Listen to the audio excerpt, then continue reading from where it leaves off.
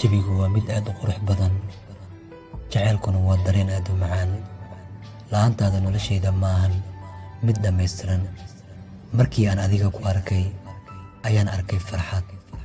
markii aad adiga ii soo dhowaatay ayay ziyaaday farxaddayda.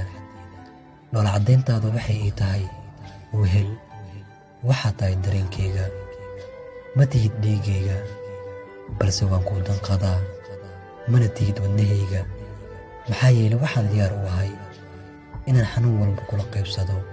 markaad faraxsan tahay ayay anna farxad ii jirtaa. farxaddu waa adiga. haddii aadan ila joogin uma u maleeyo in ay farxad jirto.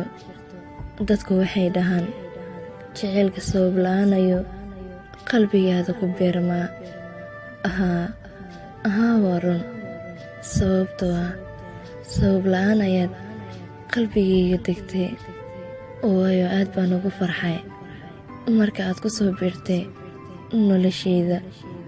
waxaan dareemay in aad tahay qofka aan dunidan ka raadinayo muddo badan. waxaan kaa bartay dhadhanka ay leedahay nolosha. waxaad i siisay farxad aan la qiyaasi karin. waxaad dhammaystirtay riyadaydii qabyada ahayd.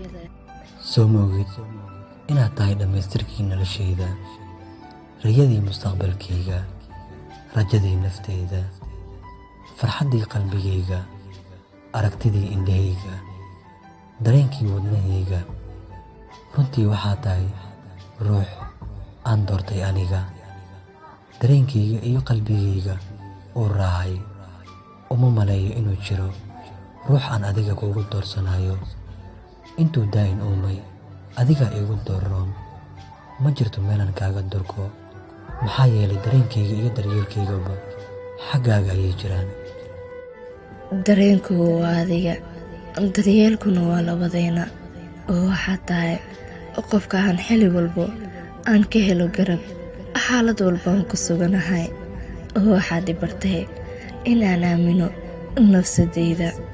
waxaad ni tustay macaanka ay leedahay nolosha.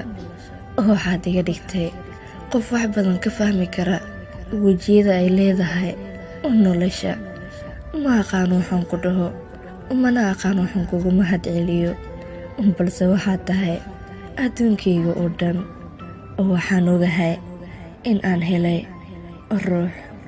ruuxdayda u ah nolol, oo weliba si waaliya aan u jeclaaday.